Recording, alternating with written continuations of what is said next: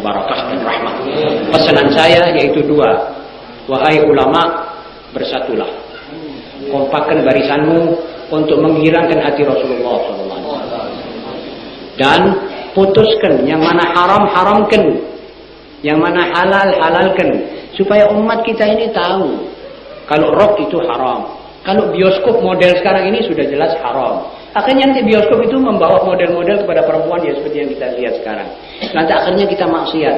Akhirnya kita semua jadi berdosa. Ini kewajiban kita para ulama. Kedua, anak-anak kita harus kita didik sistematikanya pendidikan Islam. Jadi jangan kesusu. Ajar dulu Quran. Ajar dulu sholat. Sebab itu anak yang sudah bergerak anggotanya untuk sholat, rohnya itu semua lemes. Bisa jadi anak yang soleh. Dan akhirnya jangan lupa, kasih makan dia makanan yang halal. Kita harus mencari rezeki yang halal. Jangan kesusu. Anak yang dikasih rezeki yang haram, nanti kalau besar dia tidak mau pergi masjid. Sebab badannya ini besar, tulangnya besar, badannya spirnya besar atas uang yang haram. Tidak mau dia ke masjid, berat. Seperti diseret begitu. Jadi dia mesti dikasih uang yang halal. Karena itu saudara-saudara, marilah kita sama-sama bertawakal kepada Allah untuk melaksanakan ajarannya pada diri kita sendiri, pada keluarga kita. Semoga kita semua ini mendapat rahmat dan barakah. Jangan mendengarkan fitnah dan isu-isuan. Kita sekarang di zaman orang sudah pada pintar dan pada mengerti. Kita ngerti itu hak-hakan seperti begitu tidak baik. Apalagi sesama bangsa. Kita harus kompak, harus bersatu. Yang mengikat kita adalah Rasulullah SAW dengan ikatan asyhadu an la ilaha illallah wa asyhadu anna Muhammadar Rasulullah. Marilah kita bersama-sama membaca kalimat tauhid. La ilaha wabarakatuh. Sekedar menyambung apa yang tadi telah saya singgung sedikit, yaitu tugas para ulama di zaman seperti sekarang, zaman fitnah yang berkecamuk yang dialamatkan kepada umat Islam dan kepada persatuan Islam. Maka sebenarnya tugas kita hari-hari ini lebih berat dari yang sudah-sudah. Tugas kita hari ini adalah menjaga umat, menjaga kampung-kampung dan desa. Jangan kemasukan unsur-unsur lain. Saya kira pemilu 82 menurut golongan yang berkuasa sendiri, ya, jangan ada orang, mana yang punya rumah ya? Jangan ada orang masuk lagi.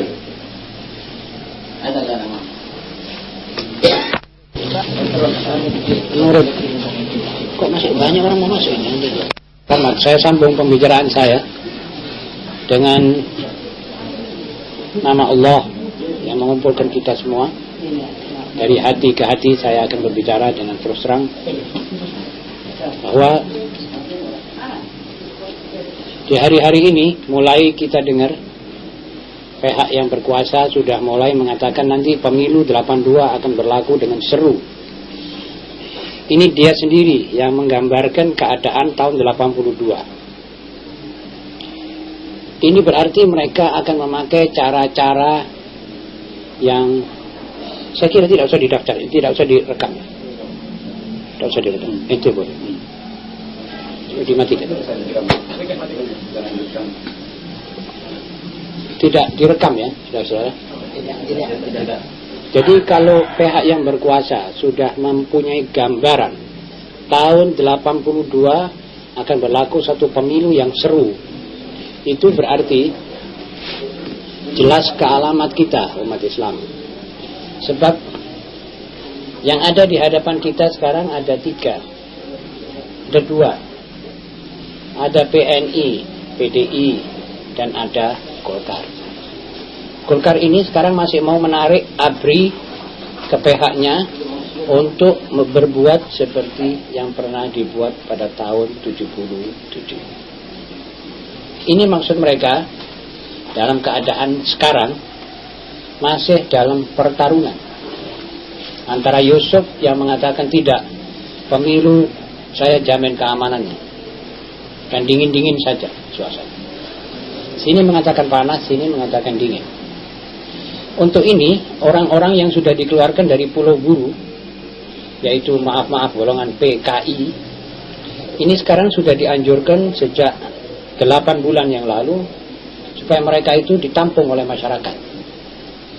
Kita mesti waspada. Apa sebab pemerintah sampai menyuruh orang-orang bekas pulau buru itu ditampung dan diberi kesempatan untuk ini? Artinya dia mau menyisipkan kembali penyakit ini di tubuh mayoritas ini. Karena itu saya betul-betul pesankan para ulama harus kompak.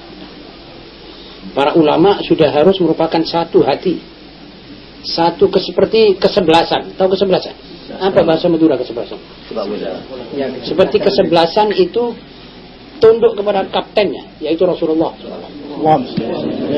Sebab kalau ini sampai terjadi kisruh seperti tahun 77, maka kemungkinan besar keadaan ini akan berubah dengan berat terhadap alamat kita umat Islam. Jadi saya harap para ulama memelihara desanya dipagari dengan la ilaha illallah. Artinya terus zikir, terus tahlil, bikin macam-macam tahlilan, bikin macam-macam kerja ini desa. Dan murid-murid itu terus dianjurkan dan dijadikan dia Islam minded. Islam minded itu artinya pikirannya itu pikiran Islam. Misalnya tanggalannya itu pun pakai tanggalan Islam, bukan tanggalan Masehi. Sungguh tidak pantas kalau kita umat Islam, pimpinan umat Islam, rumahnya, undangannya, kawinnya Juni, Juli. Bagaimana ini orang Islam kok pakai Juni? Itu kan tanggal Kristen itu. Seakan-akan Nabi Muhammad SAW meninggal dunia tidak meninggalkan kalender buat umatnya. Dia tidak membiarkan kita ini sampai perlu kepada orang lain. Dia Rasulullah SAW mati, wafat, tidak sampai menyebabkan umatnya perlu minta satu jarum dari umat lain. Sudah lengkap tanggalannya dan semua adat istiadatnya. Tidak perlu adat istiadat lain. Jadi kita mesti jalankan itu. Itu tugas kita. Kalau kita memang kepingin mau disenangi oleh Rasulullah SAW, ya ini sekarang ini amalnya. Ini sekarang musim kita tanam, nanti kita panen. Dan tidak mesti itu kemenangan kita yang capai. Kadang-kadang kita kerjakan kemenangan itu nanti 10 tahun, 20 tahun sesudah kita mati. Seperti Sayyidina Hamzah bin Abdul Muttalib. Tulang belulangnya menjadi rabuk, menjadi mes Islam di peperangan Uhud. Beliau tidak menangi waktu negeri Parsi dibuka, waktu kerajaan Rum tumbang, waktu kerajaan Furs hancur, dilanda oleh umat Islam sampai di Eropa. Sayyidina Hamzah tidak menangi, tapi dia ikut bibit, menanam bibit. Kata Sayyid Muhammad Amin al-Husaini, dia bilang kalau ini Islam, tidak kita kasih mes dengan darah kita, Islam tidak subur. Jangan dikira Islam itu murah, saudara-saudara. Khomeini baru bisa menggoncangkan Eropa, seluruh Eropa. Dan Amerika, sampai Carter itu pernah duduk begini di gereja menangis. Kena konfrontasi dengan Imam al-Khomeini. Ini pimpinan Golkar bilang Imam Khomeini gila. Saya bilang sudah biasa. Rasulullah, neneknya Khomeini juga dikatakan oleh Quraisy, innaka la majnun, innaka la syair, innaka la sahir, innaka la kadzdzab.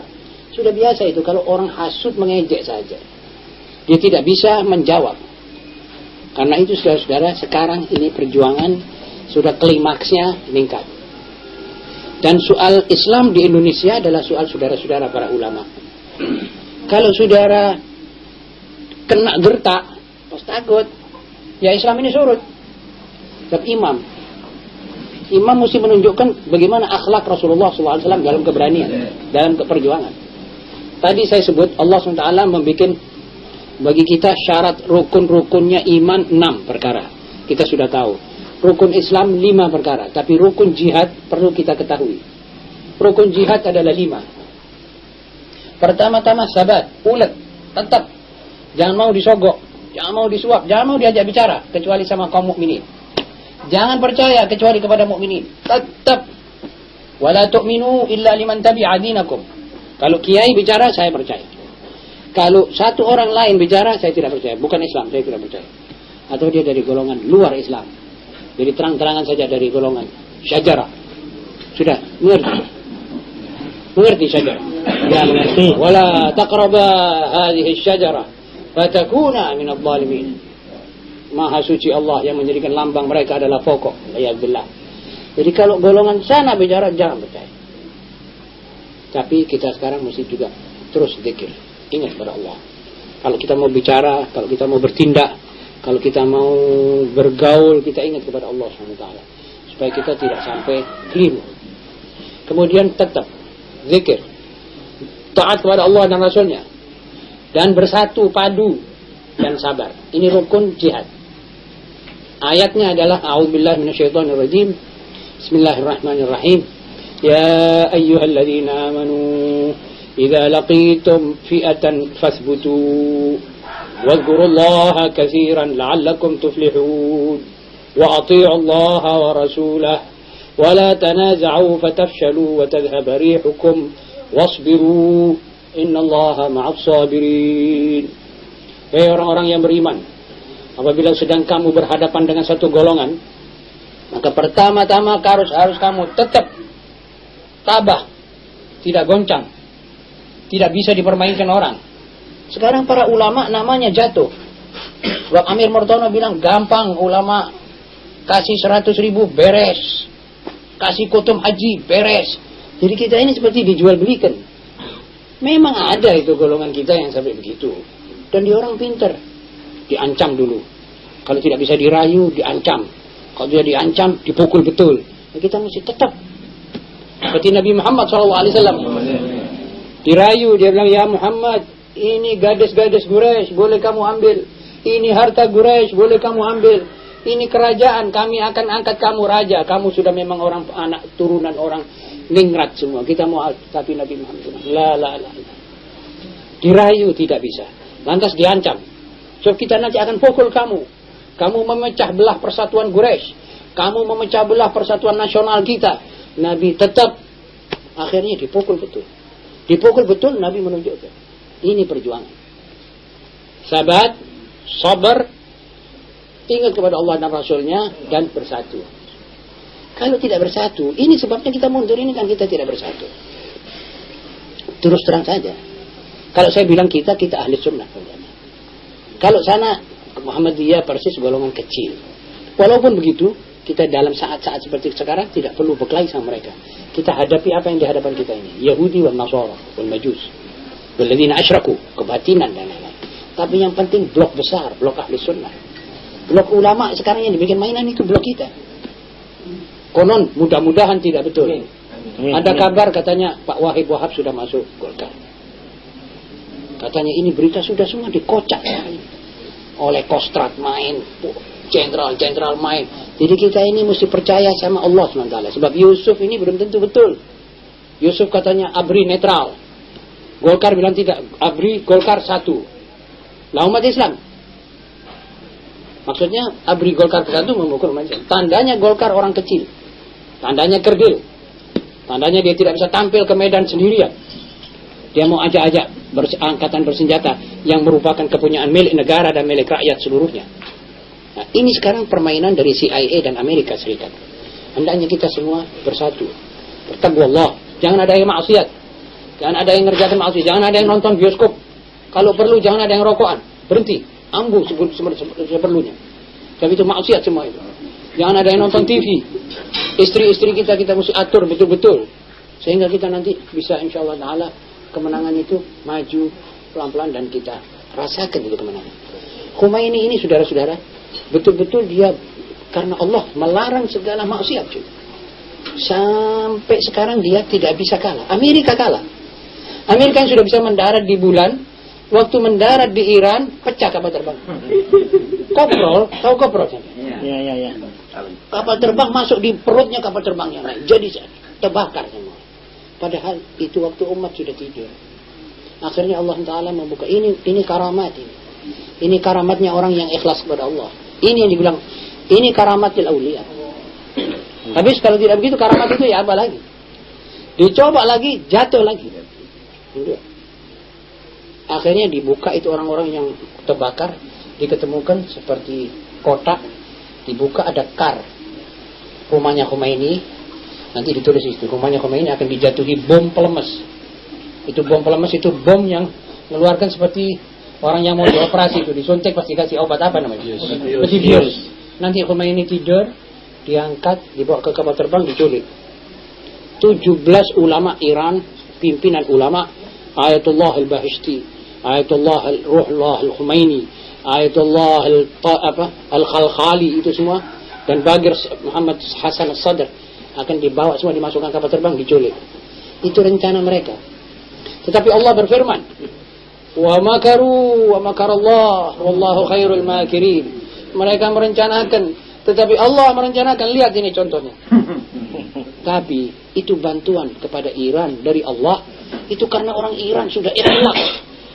Perempuannya semua kudungan. Megang di sini beronang semua. Pistol itu perempuan, bukan perempuan takut itu. Perempuan berani mati, sudah mau syahid saja. Tapi pakai kudung. Kita sekarang belum berbuat apa-apa sudah pakai segini. Ini perempuan tidak bisa dipakai dalam perjuangan. Karena itu, jangan direkam ya. Karena itu kita sekarang menganggap perjuangan umat Islam di Indonesia mencapai satu klimaks, satu tingkat yang menentukan. Tapi saya percaya, saya pasti percaya bahwa Islam akan menang. Amin. Insya Allah menang. Dan Allah tahu bahwa ulama Indonesia lemah, tidak punya apa-apa. Kita tidak punya persiapan. Kita tidak punya persiapan, saudara-saudara. Pisau saja tidak punya. Jadi Allah insya Allah membantu kita. Tapi jangan kekurangan persiapan tekad untuk mengamalkan Islam. Itu tidak boleh kurang. Kalau kita tidak punya senjata, tidak apa-apa. Khomeini juga tidak punya senjata. Tetapi Khomeini mengamalkan Islam. Mari kita pimpin umat kita dengan baik. Mari kita ajar mereka sebaik-baiknya.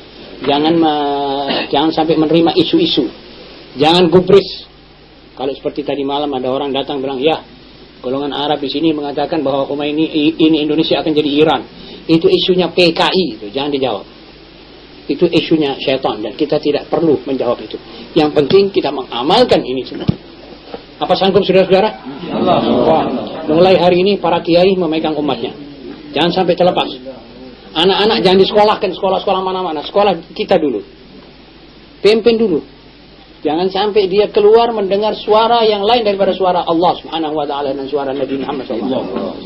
Ramadan nanti ini kita akan khusyuk.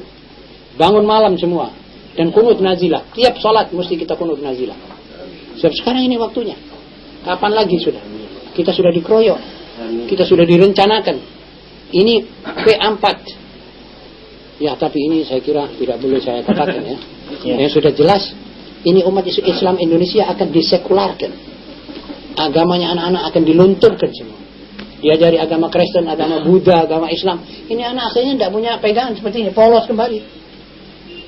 Seperti cincin kopi, diisi air degan, air kopi, air got, air jadam. Akhirnya tidak jadi apa-apa, tidak bisa namanya, tidak ada namanya. Islam bukan, Buddha bukan, dan lain-lain. Karena itu para ulama, inilah kewajibanmu. Dan ini tugas Rasulullah SAW. Pasti Rasulullah akan di samping kamu. Amin. Jangan khawatir. Saya juga tidak khawatir. Mari kita bertawakal. Bismillahirrahmanirrahim. Mari kita bersama-sama membaca Fatihah dan kuatkan iman kita. Bismillahirrahmanirrahim. Alhamdulillahi Rabbil Alamin. Ar-Rahmanirrahim. Maliki yawmiddin. Iyyaka na'budu wa iyyaka nasta'in. اهدنا الصراط المستقيم صراط الذين أنعمت عليهم غير المغضوب عليهم ولا الضالين رب قوي إيمانا ثبت قلوبنا وانصرنا على القوم الكافرين وما لا تمكن الأعداء فينا ولا منا ولا تسلطهم علينا بذنوبنا حامين لا ينصرون حامين لا ينصرون حامين لا ينصرون حامين لا ينصرون